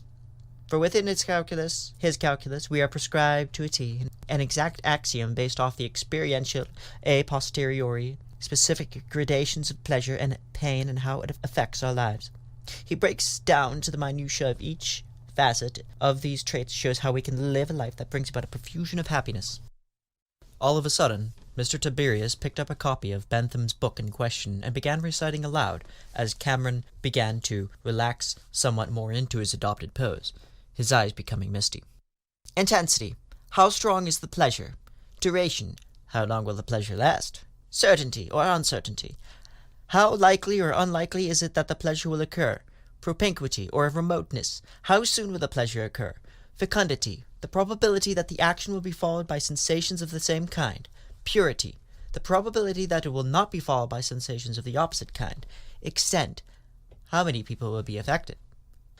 Yet we must not make a hasty assumption that Bentham is presenting to us a model in which we can live most expediently, as in the logical deduction, is that we must give up morals and scrupulous certitudes in favor of, say, a highly promiscuous lifestyle, a la Dr. Faustus, in which Mephistopheles convinces a young priest to give up his monastic life to pursue lechery. He is simply offering a guide by which we can live our lives contingent to our specific character. Of course, that is most serviceable to us without the cons of needless extraneous suffering. Think of those poor monks who spend their lives denying their wants and needs. How much has religion capitalized from banishing this incipient nature in each of us to do precisely that, to want and to need, traits which have been deemed anathema to the Church? This idea of a life after death, rooted in the Platonic idea of the heavenly forms, has validated the most mirthless, joyless people into exacting control over the needy, robbing them of the joy of the here and now. Look upon the dejected, gloomy faces of those monastic characters, and how scarcely they wear a smile. I, on the other hand, will take laughter over martyrdom any day. Look at those depictions of imperturbable figures of the Buddha, laughing joyously with rolls of fat, without a care in the world, sitting effortlessly on the mounting top of his own being, above the petty vexations of daily life, which hum around him. Yes, he does recognize them, but chooses to remain in his own equanimous dome of self-awareness, while at the same time opening himself up for generosity, and an ultimately hierarchical form that is not susceptible to favoritism. This is who I strive to be. If there is one thing that I will make every effort to banish, it is religious asceticism, quietism, and hazy Neoplatonic ideas of virtue and heaven. Where is this heaven, you ask? Truly, it is in these pile of books. It is within those who beam widely and guffaw uncontrollably like John Falstaff until their sides hurt. It is within those who find humor in the most damp, mundane crevices of existence, who, when it presents its bloated backsides in their faces for the purpose of flatulating in it, will find the gall within themselves to snicker merrily. Even if I am crushed by an avalanche of misery under the barrage from those forces in life that seek to sear your already rotting flesh, if I still have a pair of lungs that are operable, I will use my last breath to be merry, like the ilk of Gargantua and Pantagruel, Rabelais' beloved gaudy giants who roam the lands, endure storms, and are attacked by chitterlings, and visit an island in which the residents are so fat that they cut themselves in order to let out the excess. What tales of grandeur and bodiness by a man who is under the risk of censorship by those snide Catholics who simply cannot enjoy bodily humor and the carnivalesque imagination of the prodigious writer. But these are just silly stories. Other times, admittedly, my preoccupation with myself led to a kind of Narcissus-esque vanity, and I sought to deny my own caprices in favor of a more selfless lifestyle. I couldn't stand glaring at my own reflection through the lens of my overzealous intellect. How it hurt my eye! How often I attempted to traverse the dilemmas of most modern intellectuals when it came to connecting with the proletariat in a meaningful, guileless way. I began walking around the streets of Marseilles as Dickens did the streets of London, for roughly 4 hours a day in order to be acquainted with the lower-class ways of life. I offered whatever help I could by sacrificing my coat or any excess clothing to those who were unprivileged or volunteering my time to supply nourishment to the hungry. It is, after all, what Tolstoy would have done. Though at first glance their lives appear dismal and unsatisfactory in comparison to us bloated, glorified aristocrats, they actually have more heart and soul than any member of intelligentsia I've encountered. We men who spend our lives in our heads, mulling over ancient texts and feeding circuitous scholarly ambitions, appear as unfeeling, rigid, and highbrow at times. We concern ourselves far too much with the idea and theory of language rather than employing it and seeing it play out in daily life. We've lost touch with reality. We've become like poor Thales of Miletus, who is said to have attempted to make a model of the heavens. He pictured Earth as a flat disk that floated on an infinite ocean without the supernatural phenomenon previously thought to be responsible for the properties, and instead looked only to natural laws. However, he became so immersed in this prospect that he lost connection with the outside world, so much that a young servant girl was said to have mocked him for being so consumed by the stars that he slipped and fell down a well, something so obviously in front of him. Let us not do likewise. Look at the paper boy with his moth-eaten plaid jacket that's torn at the seams and his dirty hat that has been trampled on under the hooves of carriages countless times. Look how meagerly he is reimbursed for his tireless work. But look how content and honest he is. Even without a proper home, or many things to call his own, he enjoys the tiny amenities throughout the day, procuring a snack, even a morsel from the street vendor, finding a small inn tucked between two law offices, and sneaking in to relish in the blazing cozy fire. These small moments define his happiness, and this is only one out of many more like him. How stilted, magniloquent, and affected we've allowed ourselves to become with our endless prating at tea-houses over conjectural speculations without merit or praxis. I think of Montaigne's prescient example of how often many animals, even the most ordinary goat, can have more poise and honesty than a scholarly man. One thinks of Pyrrho of Ulysses' allegory of being aboard a seafaring ship in the unrest of a mighty storm. Around him he saw horrified faces everywhere. There was only one soul aboard that wasn't intimidated by the turbulence, an admirable pig, and he told his followers to imitate it. How useless is the surfeited intellect at such times! How I wish we'd endure the trenches of the Great War like Wittgenstein did! How I wish us men of the mind would be tossed into the measliest of ghettos, to experience life like those unfortunate ones, those abject ones who were never cursed with the ceaseless scrolls of theories and ideas, and thus accept life more genuinely than us, who have all the answers at the ready, but cannot offer any practical solution. These simple ones, in fact, have the answers, despite not consciously knowing they do. For many of them, the meaning of life is found in a baker who's benevolently offered a crust of fresh bread, or a friend who has stayed by their side throughout the trials of life, not in oversized textbooks offering unrelenting archives of Plato's dialogue cemented in irrelevance. Mr. Tiberius stopped to take a spasmodic sip of his gin, almost unconsciously, as he didn't appear to actually sip it. Something in his character seemed slightly off, as he were rueful about something lost. He did not seem bitter, at least to Cameron, only slightly more at a loss than he had initially found him, when he had seemed so vibrant and confident. It was as Hegel said, a placing of myself outside of my own selfish needs, and moving instead into that dialectic of the universal, where total altruism is made tantamount to transcendence of the whole rather than the individual. It took me some time to admit that I was egotistical at first, but I quickly realized my fault. To practice the universal was not just to be a tad bit less self-possessed, but to transition from the sequential to the finite as a means of off here bon, or to sublate and abolish old forms into new ones, as did the interlocutors of Platonic and Socratic dialogues. It is the only way of reaching the absolute. Yet there I go, over-intellectualizing again. I suppose what I'm trying to hint at is this notion of supremacy of humanity and the ethics over mere thought. In the state that I'm in now, there isn't much use for such thought anymore. I am trapped within myself with no other objects aside from this little study, and let me tell you with utmost conviction that this was no easy task earning that. I must admit that it was humbling in a way to once have the entire world at my fingertips and then suddenly lose everything I so cherished. I only say that because I certainly had my intellect intact, but even this proved to be torturous. The mind can be both a harbinger of good fortune and a stronghold of harrowing anguish. Likewise, even solitude was testing. I forced myself to embrace it and envelop myself with its munificent quilting, both stifling and freeing. In winter, I longed to be free to think, to study, to relax, to live at my own mild pace. Now here I am, with a study met specifically for my needs, complete with rococo decorations, and I am miserable. Though I cannot say it has been entirely wretched. This lifestyle doubtlessly has its merits. For instance, I have ascertained how to achieve complete and utter inner sanctum with myself, and became a firm believer in the vein of the Vedanta and the Upanishads that asserts that souls are not held in eternal punishment for their errors, but in a midway point wherein they are repaired, gradually reaching new heights of perfection. No person is a lost cause. We are all worth this process. Though I am a special case, I cannot explain how I am succinctly.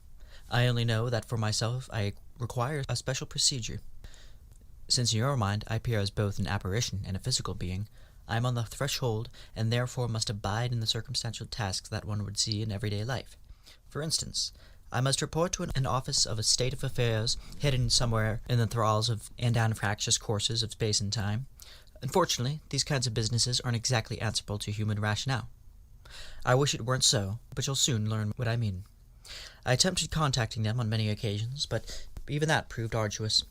Messages can take up to months to arrive back, as I still have a trusty Gregorian calendar at my disposal. Sometimes, when they will it, they can arrive on the spot without any direct means of transportation. I surmise that, if they grant me too much freedom, I may be able to do such things, but I cannot know for certain. Even now, I allow myself to be overtaken by such moments of pomposity, and must remember a time when I was not so embroiled in grandeur. I reminisce over that moment when I was transformed so cruelly. The pluperfect moments leading up to that life-altering event, every last detail stuck out to me as profoundly valuable. You see, Cameron, those moments leading up to the drastic alterations, especially concerning death, imprint themselves onto your mind. Even if they were banal and insignificant, you revel in them as if they were the keys to eternity itself. I recall the specific shade of hazy, grey-tinged sky, with nacreous clouds offering a melancholy crimson backdrop. I even recall the meager, minor, seemingly inconsequential characters at the party. The mustachioed man in the corduroy overcoat, reciting platitudes and poetry from Das Nordlicht. The young lady in the red sash awaiting her lover in tender reservation. And the working-class man, in overalls, smiling affirmatively, while they are masked with tinges of vague uncertainty. They are all forever etched into my mind. That moment, that silent, vivid, stagnant, precious moment, banished from existence for good. A small tear was welling in Mr. Tiberius's eye, although he didn't have any visible ducts. It appeared mysteriously amassing at the bottom of it, where it eventually fell to the ground and rendered a weighty splashing noise and echoed in the sewer walls. I must ask, Mr. Tiberius, forgive my bluntness, did you always look this way? Cameron asked, with a gentle air of hesitation. What way? His whole body jerked into a look of profound confusion, as if he were completely oblivious to how he appeared to others. The way that you are now, Cameron gulped uncertainly. Mr. Tiberius perked his head upward like an aroused bird, and exclaimed irritably, Well, what a balderdash question. Does not a person constantly change amorphously from one shape to another, taking on a whole new identity? Is not the universe in a continual state of change? Likewise, I myself act no differently in this regard to nature. I have my own independent ways, and the universe does not tailor itself to my needs. But to answer your frivolous inquiry, I can say only that my physical body has consistently remained the same. Innumerable melange of items, identity, personality, experience, epistemology, and a posteriori knowledge, yet we are in a recursive loop of infinite regress when we stoop to refer to all this medley of changes and experiences as the self. For when a person has brain damage, a la Phineas Gage, they lose the very part of themselves that they clung to. They become different.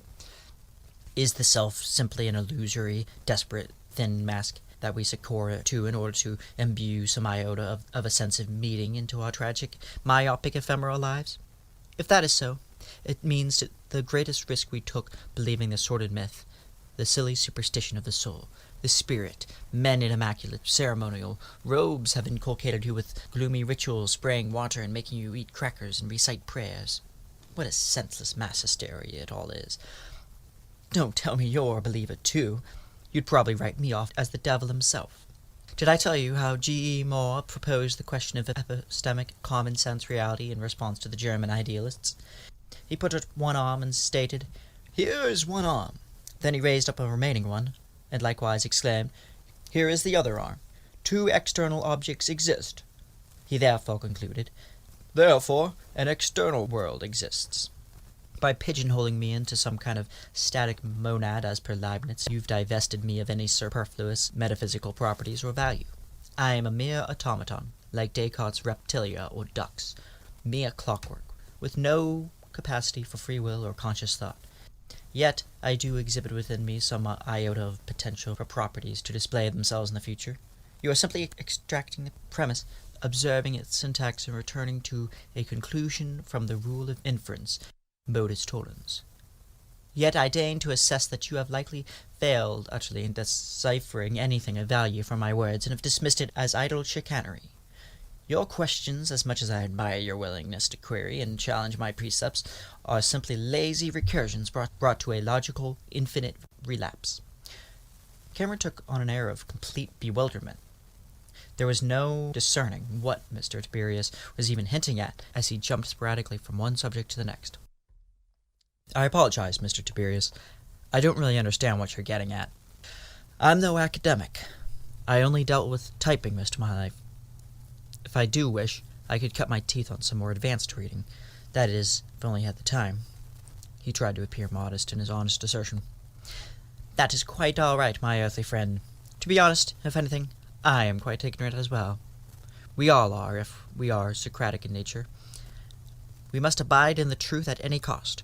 We must reveal flaws in the societal structures, governmental rulers, politicians, or even kings, though the age of royalty is long dead, and replace them with Enlightenment ideals. We must cling to knowledge with truth-seeking, curious imaginations, pubs chock full of hungry minds, and vicious dialogue ranging from any subject. We must be civil, courteous, informative, and not give way to vain sophistry. We must combat ignorance with its banal grasp that seeks to draw us perfidiously into the quicksand of mediocrity. We must be ever vigilant. We cannot fall asleep in this age of knowledge and ideas.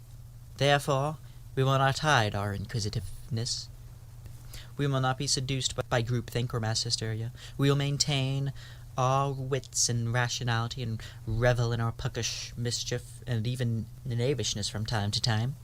We must delight in originality, daring, music, painting, poetry, prose, fables, essays, pensies, and all things that refresh the intellect. At this point, Cameron felt it necessary to endeavor to get Mr. Tiberius to focus back on the task at hand. Despite knowing that this could very well be a dream, there was some force at work within Cameron that compelled him to continue taking it seriously. It was as if some outward power that was out of his control was influencing him, making him adopt certain niceties in comportment. It was as if he weren't acting entirely on his own terms. Excuse me, Mr. Tiberius, I'd hate to interrupt your very insightful monologue. I need assistance from you, right? That's how you put it from what I recall. You claimed that you were sent to offer me help, and as much as I like to do things by myself, and have done in the past, I am willing to allow you to do your job. But you have to understand that this real world will not tolerate, even if you are real, that is, seeing such a strange and scary sight in the middle of their daily life. I don't mean any offense by this. I know whatever world or reality you came from, this is probably normal. But if you are who you say you are, and you have any of those abilities you mentioned, I cannot risk allowing them to see you snooping around. The people at my work have suffered enough under the iron fist of Mr. Singer. Understood? Cameron spoke in a forceful but warm tone that conveyed an apprehension. Mr. Tiberius was mixing up a second shot of rye whiskey with what appeared to be Campari. He stirred it enthusiastically and took a sip through that peculiar slit for a mouth he had as he spoke before he responded to Cameron's plea. I may very well be a tad daft in expressing my contention regarding your recent utterance in intimating that my aforementioned monologues thus far have been long-winded, tiring, dull, and ultimately desultory. It's quite all right, but I understand your frustration and the dilemma completely. I am my own worst enemy at times, though I'll timidly admit that I am taken by my lengthy verbiage, and that I should counter it with practical, good old maiden praxis to make up for my fabulous, eccentric aphorisms and tall tales that offer only a grain of truth within bottomless chasms. Or I will be analogous to Emanuel Swedenborg, who predicted the great Stockholm fire of 1759, despite the majority of the world dismissing him as a delirious mystic. Yet I will further defend my antics by asserting that there is a necessity for these things. These toilsome, extensive discourses are imperative to the process of facilitating a verdict on truth.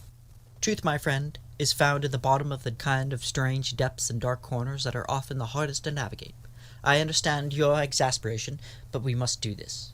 It took me innumerable years to find that little seed, just ever so small a grain, tucked between a dense layer of fabric interwoven several times over.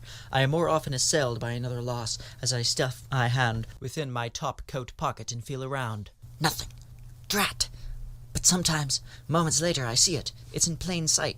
It was on the trestle table the entire time. My can of tobacco. Exultation. Quelle joie. In addition, to answer your second question, I've never claimed that I was instructed to help you by any means. I came to this place on my own volition. The very reason I landed here is because, countless years ago, I refused a certain deal. I won't venture any further details, but that deal ended up with me stuck in this shape, this wretched appearance for an indefinite, perhaps an infinity quantity of times, not that one can reduce eternity to quantities, as it only exists as an abstract mathematical concept of infinite space, and will only continue if the very nature of the universe or laws of physics permit it to, and even then it couldn't be in a biological state. Can one imagine such a concept? Trapped in one's own body for endless days to come, with only your own thoughts to occupy you? Seldom do thoughts make good friends, especially the combative, truculent ones that sting at you like hot prods. And this summation of all life sits before you in every state conceivable, throughout every age and epoch, as you see its twilight fade and flicker out, and the only one left is you. You only have yourself and your own baggage to replay. Old memories, at times pleasant, other times bitter and resentful. And then you can finally, fully embrace your own wicked, pitiable self in that state and press on, because no matter how long you've endured eternity, she is not done with you and never will be. And even after you've lost all sense and that vaguest grasp on time, it ticks on theoretically in the microcosms of the mundane dance of life. But you can't hear that clock echo in eternity. There is no need for it. Your time, as you know it, has come to an end, and you have offered your virginal, pure soul up to the whims of the universe. But she is a subversive overlord that does not reign supreme over you via the lash of a whip or bind you with iron shackles. Instead, she has chained you to endless space, and the cadence of nebulae-infused billion-year-old planetary traffic, to motion around and recycle, like the season's eternal reiteration. And the whip is in your own mind, and oh, how it flays you. Can you even begin to imagine that? Mr. Tiberius paused to catch his breath. His emotive speech had clearly taken a toll on him. Cameron was in a state of astonishment, even flinching somewhat at the fervid imagery. After regaining his composure, Mr. Tiberius continued. Nevertheless, I promise I shall maintain focus. So the subject at hand was my supposed manifestation in the real world. What balderdash! What did I teach you only a few minutes ago? I am in no danger of even being seen in the real world. I am invisible. I am only seen to you because you are in dire need. Otherwise you would have consulted me, or dreamt me up, as you put it, which is complete hogwash too. At any moment I can appear in the real world, though you don't believe me. You look incredulous even now. Just you wait and see, Cameron. I have my ways. I can assert myself into the physical material world because I am still partly corporeal myself. If you deigned to touch my hand right now, you'd feel flabby flesh, and that is very natural. You see, I am one of those so-called half-breed accidents that lapse somewhere along the traditional process. I am a misfit. I am the one caught between the real and the surreal, melded into one deplorable, capricious bastard child that passed from one family to the next. This is not to say that I don't have any methods of integration. I can manage just fine, but you, young man, will need my help. That Mr. Singer is quite the Falstaffian, but utterly mirthless. I don't take much of a liking to him either. I go to get rid of him. Unless you want a clean slate. Mr. Tiberius seemed ecstatic now. It seemed that the whiskey had gotten to him. Well, I don't particularly like the man either, but you can't harm him, Cameron interpolated, alarmingly. Oh, of course not. I wouldn't leave a mark. I was simply suggesting thrusting him into a different timeline. Perhaps switching places with him and leaving him in this moribund, gloomy room down here instead. That would be a most captivating prospect. Mr. Tiberius paused as if expecting an answer, but saw that Cameron, despite his overt dislike of his boss, would not take such measures lightly. He continued, "But I do see the seriousness in your situation. I can assist you, but as you said, there cannot be any appearance on my part, so I must convey to you a message of utmost importance. If you are going to trot off to this musty, murky office job every day, at least don't bring vain, obsequious acquiescence and pet-like submission or even the sheer indifference with you. Bring an intractable will, a will to stand up to your shoddy position and demand a change, not one that involves more capitulation and dog tricks on your part, but one that involves Mr. Singer himself answering for his tyranny by either giving you increased pay, slackening on his despotic rules, or leaving you alone altogether. If he refuses to any of these three, then he is unfit to carry out duties that entail a superior, and you can give up on them for good." Cameron's heart sank at the idea of losing his job. He was very cautious and sensitive about such matters and never knew what he would do without his career. He would feel like someone adrift in a meager raft in the expansive ocean. He responded with a wavering voice. "No, Mr. Tiberius, you don't understand. I can't afford to lose my job. This is everything that I strove for in my life. I know it doesn't look like I amounted to much, but it's still all that I have in this dreadful, horrific ghost town of a city I live in. Just because I lived in the city for the better half of 2 decades doesn't mean I want to stay there forever. I just needed to survive in that zoo until I find a better place. I know anyone in their right mind would quit, but it's not so simple in West Plainsville.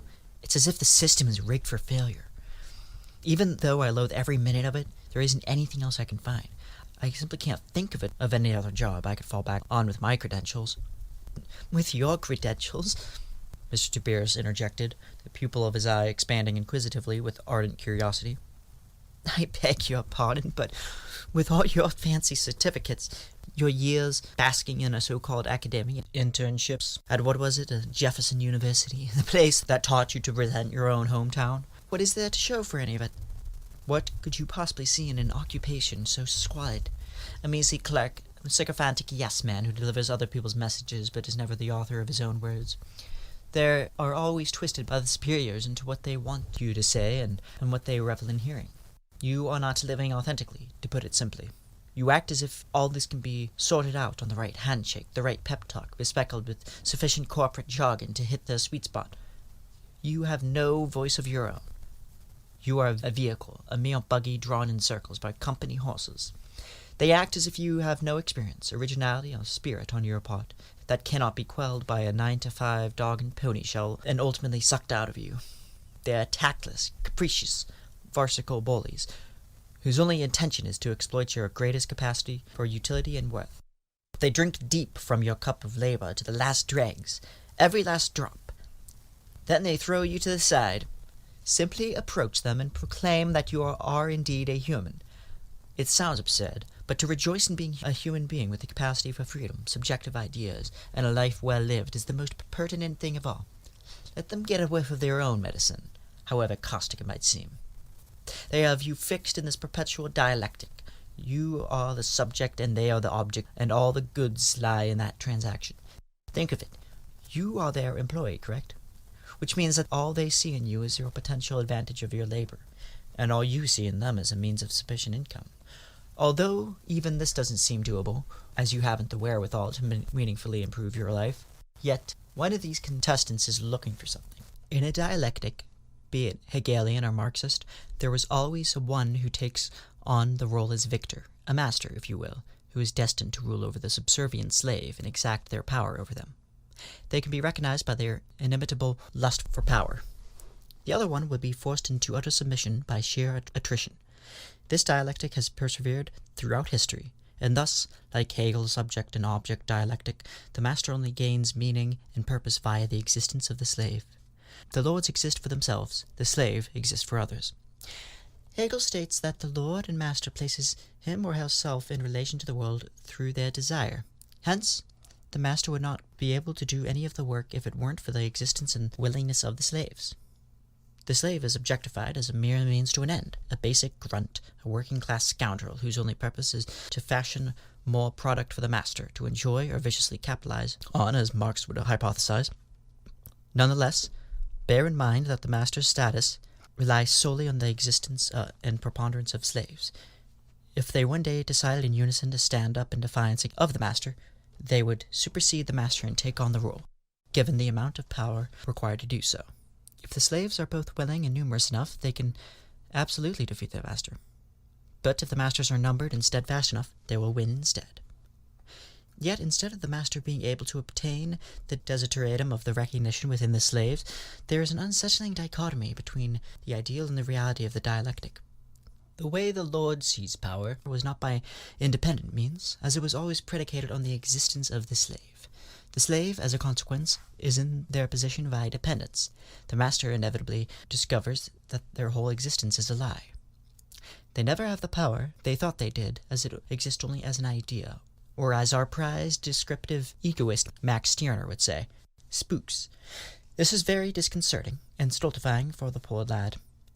How long and emphatically did he believe in his heart of hearts that he was of true lordship? Nevertheless, the master can lose himself in his opulence, forget about all the perplexing philosophizing, and recline in his divan while waiting for pastries. Hagley strongly implies that there is something debased and unsatisfactory about carrying on in such a manner, however. To take things even further, the slave can additionally gain a sense of status and meaning from their work. When someone is forced into creating product for the sake of a master, they can find the mark of the creation within that work. This is a very Marxian ideology.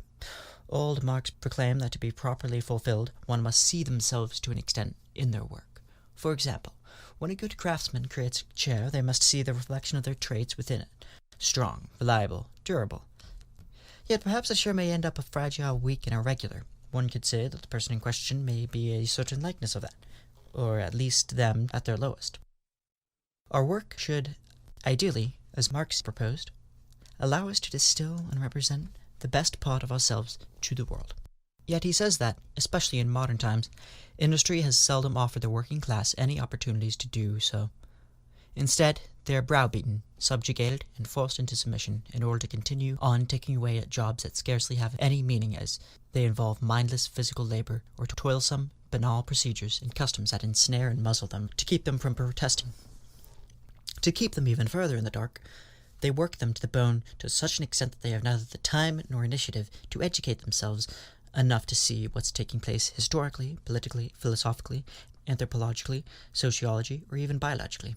To think, learn, and grow requires time, and time costs a fortune these days. For people to organize themselves into think tanks, rallies, unions, and secret societies requires patience as well. This is what Marx called class struggle, and the proletariat is destined to be pitted against its master, elites, much like Hegel's dialectic of the master and slave. It is a profoundly unbalanced relationship. Nothing in capitalism, especially of the laissez-faire variety, distributes equally or with cohesion.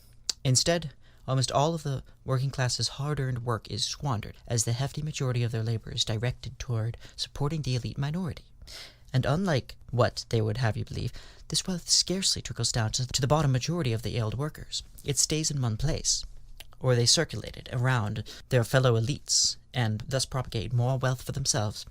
Yet, if workers seize the means of production, allows the government to yield control over all politics and district-to-district power, the wealth can finally be evenly distributed among all workers in an egalitarian manner. However, in order for this to work, both the government and the party must be in utmost agreement on the terms. They cannot make the same mistakes the Bolsheviks did in 1917 and put all their faith in Lenin, Trotsky, and other intelligentsia. Though the latter infamously deviated from the dubious margins and paid fatally for it, all Trotsky desired was permanent revolution rather than socialism confined to one state, and hence he distanced himself from the policies of both Lenin and Stalin's. It must be under the most prudent measures that these lovers of democracy and the people distribute power without giving it to the wrong man, otherwise totalitarianism is only a stone's throw away, for the majority of the 20th century is veritable proof of this. Although, if all these things are done right, the nation feels a visceral urge for change, and they feel the clamping down of the despot's teeth has become so unbearably grave and throbbing with discontent that they are ready to relinquish their entangling jaw of that dog, whether it be capitalism or royalty. And if they can smell the perfume of progress, and they are ready to make the proper sacrifices, and not to stir the pot of hysteria a la the ministers of Salem or the popes who instigated the Inquisition, then the party leaders can ensure that the people will have equal rights, pay, land, and property for the better good of the whole. Plato was severely wrong. Democracy is no ship of fools bickering and vying fruitlessly for a say. It is a land of opportunity for all, where, once and again, every man and woman can see themselves in their work. Let me ask you, Cameron, do you see yourself in your work? Cameron had been gazing at the ground in a slight trance while Mr. Tiberius was speaking, and trying his best to digest what was being relayed to him. When he was accosted with a flood of information such as this, he often waited passively until the speaker was done and tried his best to recall the significant details.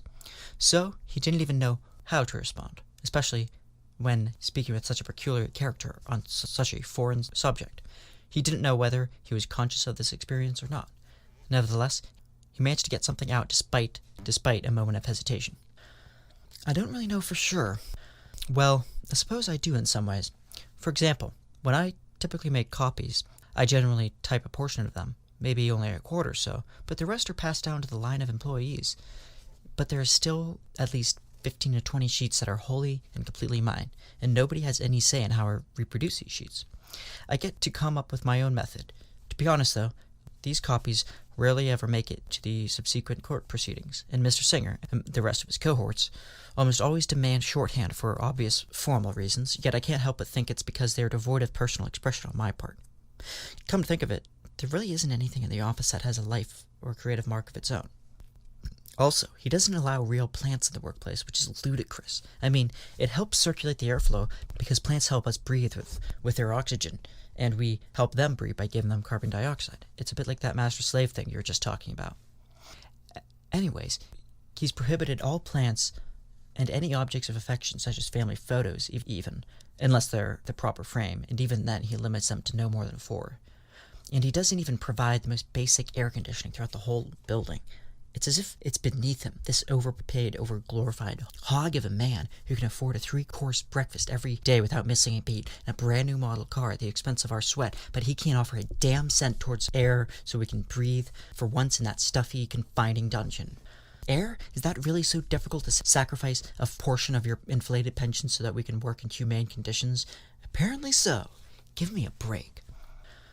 Cameron didn't realize it, but as he was growing progressively more impassioned as he spoke, he lifted his fist to the air, and when he finished his monologue, one arm came forcefully down and slammed on the desk adjacent to him. Sorry about that. I didn't mean to get carried away. I just got so worked up by what you're talking about, with masters and slaves and Marx and working class oppression and bagels? Hegel, corrected Mr. Tiberius, who seemed amused and unfazed by Cameron's actions. No, it is very much all right with me. I quite enjoy your fiery outburst. I didn't know you could speak with such wrath. Now only if you could either direct that healthily toward Mr. Singer, otherwise you have no choice but to sublimate it via alternative methods. We can't risk having you tear the man to pieces. Sure, he's a venal, avaricious, lustful bastard, but we have no reason to bring him the satisfaction of any harm. While some of these ideas I've presented may appear radical, do not worry. I'm merely presenting a thesis or two, and nothing more. I do not intend to act in the same vein of hasty, impetuous vitriol as countless political iconoclasts. If anything, I prefer the simple life of a poet. I do not wish to impart my philosophies to those who are not in need of them, meaning they will fall on deaf ears. Indeed, Cameron, you are in need of a change in your life, and that necessitates action. You may view this conversation, even myself, as merely an idea, a spectral perturbation of your uneasy mind. But does not every choice we make in the corporeal world begin with such ideas? I am making a proposition to you. However, I wholly stress that one must be a free-thinking individual. While I would very much like to see such changes, I cannot expedite the process. You must find out for yourself. That would make it incumbent upon you to be forever tied to your destructive actions and to be held accountable. Lashing out at someone does not give you the upper hand. It only gives the upper hand more credence, and the excuse to fight against you all the more excessive. That would lead to a recursive game about whose gun is more powerful or who has the superior uppercut. Instead, fight him with wits. Lay siege and buttress him and his cronies with intellect, dialogues, and word games and advocations. I don't think Mr. Singer has any room to hear me recycle your aphorisms. He would simply just ignore me, resent me even more, or both. He cannot resent what he doesn't know. You've said, or at least implied, that you are somewhat invisible there, right? Mr. Tiberius' face curled into a sinister grin, concealing a puckish mischief, although it was difficult for Cameron to realize if he was doing this simply to addle him or for his own light-hearted amusement. Correct. When I do something right, even all day, every day, I am completely unnoticed. When I mess up, even once, he notices right away. And suddenly has my name branded on a hit list, Cameron said, as if he were reciting an axiomatic truth he established a long time ago. Well, if that's the case, you cannot harm what is non-existent. He cannot cast out a spectre because there's nothing there beyond any reasonable doubt. He's a churlish bore in the highest degree, a dull-witted oaf keen on the dissatisfaction of immediate proposals. A business deal here, correct on an insubordinate there. He is continuously moving forward, seldom looking back, not even for a second. Thus, when your problems arrive in his vicinity, they become the world to him, and he reacts with the severest wrath. He is not the crafty type of leader who relies on his insight to gain him status. He is no conjurer, no scientist of the sort who cooks up ideas. The only ideas he has are about how to create a culture of fear to terrorize the staff and win the day, and to repeat this feat every day for the rest of his career. He has only this job as a way of deriving meaning, companionship, if you count those browbeaten into play acting as his friends, and most of all, capital. He is a bull market walrus of a character ready to feast on each and every oyster. If you are like him, you will see your job as an extension of your personality rather than simply a temporal facet in the grand scheme of life. You will likewise derive all your worth from that job. It will become everything to you, and it logically follows that you will only want to gain more status than you have now. If he has such a dearth of intellect and creativity, he will seize any iota of power at his disposal, use the working man as the link to doing it. It's a harsh, dismal reality, but this is just the way leaders like him will operate. Well, a man like this isn't any kind of leader at all. He only leads himself while the masses tuck in at his tail, hoping for hints of benevolence. Perhaps they're only a morsel of his worth, yet you or any of his underlings had a clear theory of how he operated and how they might react. They would harbor resentment. He knows only one mode, to march adamantly onward like a bull in a china shop. Cameron had been hanging on every word, and replied, I can imagine Mr. Singer destroying an entire china shop. That description rings true as well. He really has only one area of interest, which is dominion and maintaining it by keeping all of us under a tight ship. When we don't do as he says, he threatens not only to terminate us, but also to do so without pay or benefits, and to suspend our pensions. He's crazy, to put it bluntly. Well, with all your talk of politics, and from what I can surmise, I take it you're a Marxist then, Mr. Tiberius. Cameron folded his arms in anticipation. He was more relaxed now, and had gained some semblance of an anchor point to the conversation, and felt more at ease making jokes. Blasted. Another one of those cursed, bland, two-sided inquiries. There's no simple yes or no answer that would satisfy you, but I would say it is complicated at best. While I admire a number of its lofty, alluring ideals, like many well-intentioned theories, Marxism does not hold much value for me. There is no raison d'etre for such a prospect. One out in the tangible world among divisions, groups, and economical vacillations, there would be certainly ample reason to parcel out one's own ideas regarding politics, however, to the extreme. It is, after all, the 21st century, and times have changed, or so I hear. However, where I reside among the walls of my lonely study, with only a bust of Theophrastus, books, and long-dead plants to keep me company, there is no such political motivation, deriving from either lack of opportunity or an injustice to compel me to partake in any such belief. I am simply a man who has had too much time to think. Oh, how this fountain of washed-up ideas has percolated and fomented for so long, and how unfortunate you are to be present when it unforgivingly discharges in your direction.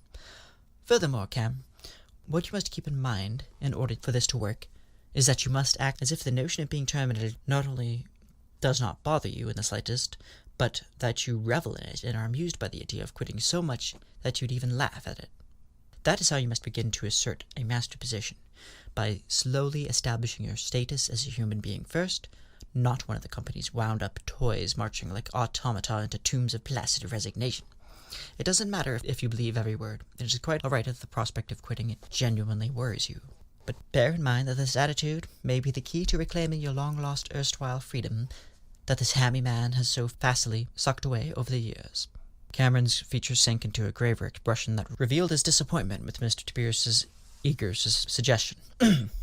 He replied earnestly, Well, you see, as much as I agree with what you're saying to an extent, I really don't think it's my place to tell them what to do. I have no power there. Like you said, I'm virtually invisible. People walk over me. Coworkers that I've known for several years don't even remember my name. I occupy the lowest rung of the ladder there, and I'm at the bottom of the food chain. And they would eat you right up, interceded Mr. Tiberius Riley. Yes, they would eat me right up and throw out the remains like some disposable piece of garbage meant to be kicked around. It's like I have no other purpose. The janitors are more respected than me, and may even have a higher status if you think about it, said Cameron, looking dejectedly downwards. Mr. Tiberius stroked the area of his plump, round head where his chin would be, and looked on with a look of contemplation. It seemed that the chin was beginning to affect his behavior, as he had been slurring his speech a bit.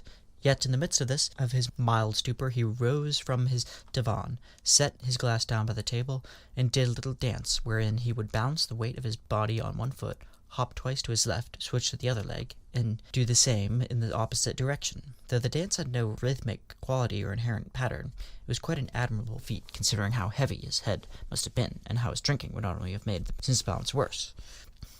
After he finished dawdlingly about, he began again. Forgive me for my odd habits. Dancing helps bring the blood of my head to the rest of my body. We intellectuals have a profound distance between mind and body. Forgive me also for waxing poetic here, but I must exercise my brain. If I cannot thrust my hands into the wall, or as Nietzsche said, philosophize with a hammer, you must make your methods of protest much subtler to the extent that your very existence, despite its astute lack of pomp and grandeur, is a reified outrage against his tyranny. The less physically elaborate your actions are, the more he will begin to see the tiny marks of defiance bubble up, and he will begin to be all the more outraged. But in a good way. Nothing will quell his outrage.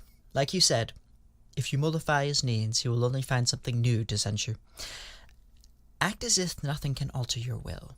You are made of steel. Behave as though you don't have a care in the world, because you really shouldn't.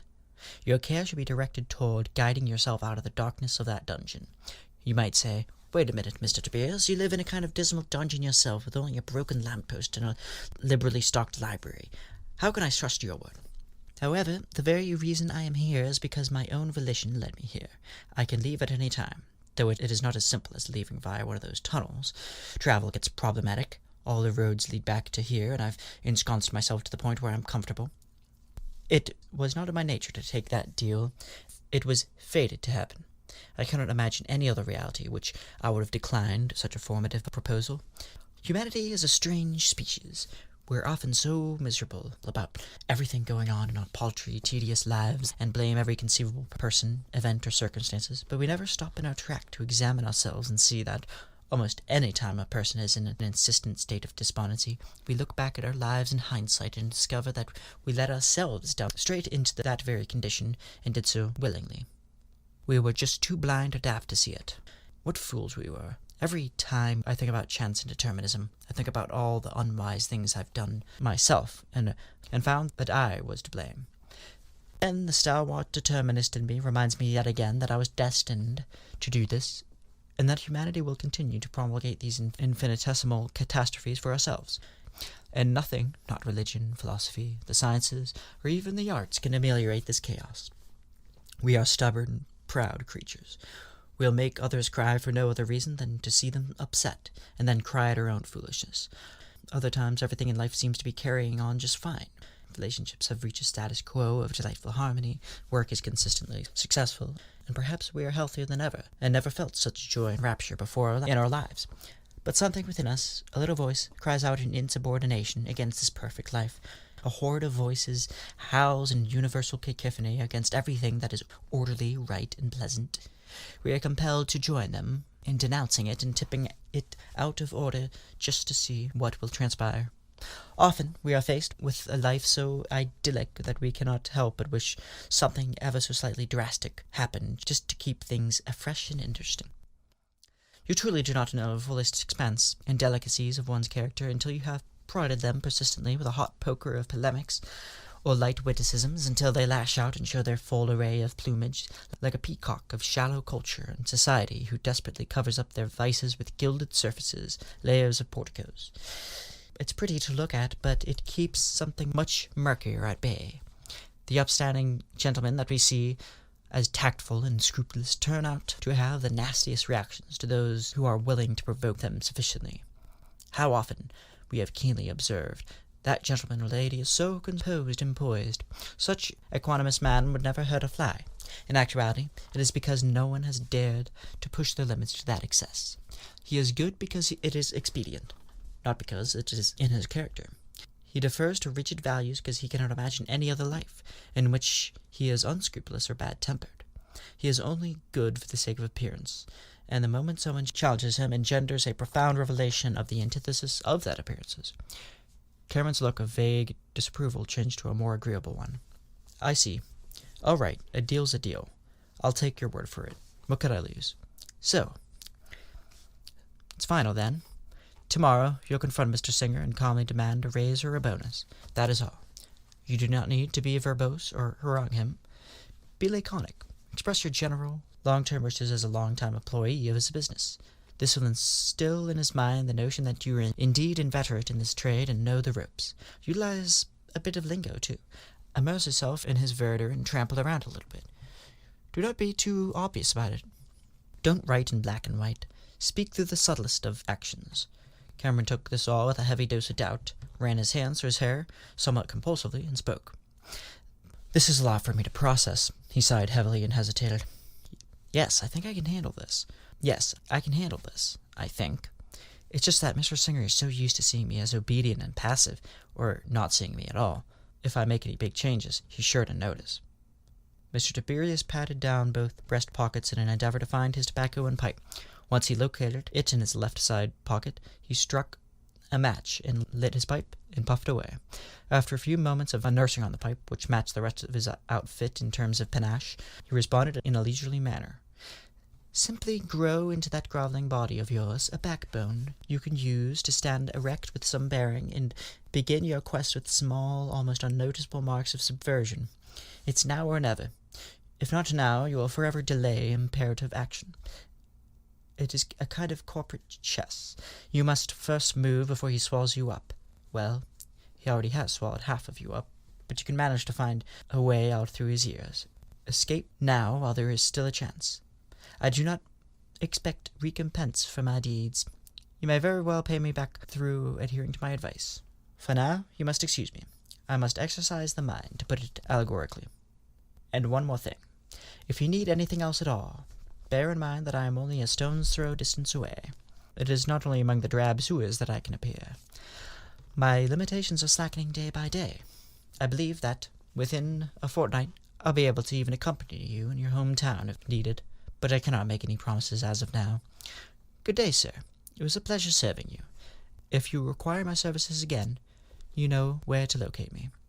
I am easier to find than you may think. One more thing. Let me be clear. Do not attempt to artificially hasten the process of contacting me, especially via the use of alcoholic substances or other mind-altering constituents. I will arrive when you least expect it, but when you most need me. With that, Mr. Tiberius did an about-face, ambled off in an unhurried trot, and melded into the pitch-black nebula behind him, as the faint cracking of a door was heard. And that was the last Cameron saw of the strange man for the day. In the midst of his absconding, Cameron attempted to shout, "Where can I find you next?" But it mellowed into a thin whisper, and by that time, Mr. Tiberius was long gone. What a strange creature he was, with an astounding eye for a face, the most peculiar thing he'd ever seen. And as he mused on how to flee this odd, damp culvert, he suddenly felt himself transported back into the familiar walls of his office cubicle so instantaneously that he couldn't apprehend how exactly he was transported, whether it was by a transition in consciousness or a physical movement. When he returned, however, the workday seemed to have come to an end, and there was nobody left but the janitor and a few overtime workers. In an effort to avoid any trouble, he sneakily left by the back door into the alleyway and wandered on home. Though he tried to process everything that had just happened, he couldn't help but sense that the strange encounter hadn't entirely been imaginary. Although he had apparently just awoke from a nap, he still felt as if he required much-needed rest in order to carry out that promise. "I just had a crazy dream," he told himself, "a long, bizarre, crazy dream with a giant eyeball somewhere in the mix. Some freak of a monster in myself. It wasn't real. If it was, I wouldn't have to question it so much. The very fact that I doubt that this happened is grounds to dismiss it. Cameron repeated such rationalizations to himself, but it did not keep at bay his innermost genuine intuitions that there was something to this strange occasion that he could not dismiss entirely, at least not yet. Tomorrow, he decided, he would confront Mr. Singer, that dragon of all dragons, the beastly Leviathan who ruled over his life with a cruel fist of wrath. It all depended on who he would rather disappoint, a vague abstraction put on by his mind's tense and anxious subconscious, or should he disappoint Mr. Singer, who, being painfully real, would always be there to chastise him mordantly? Which one was the less fantastical? Which one was the bigger demon? Even worse, he thought that he should maybe do neither and upset the beast within himself, which harbored all manner of disenchantment, cynicism, long-suffering, persistence, and tediousness, which would percolate into something that might be feared more.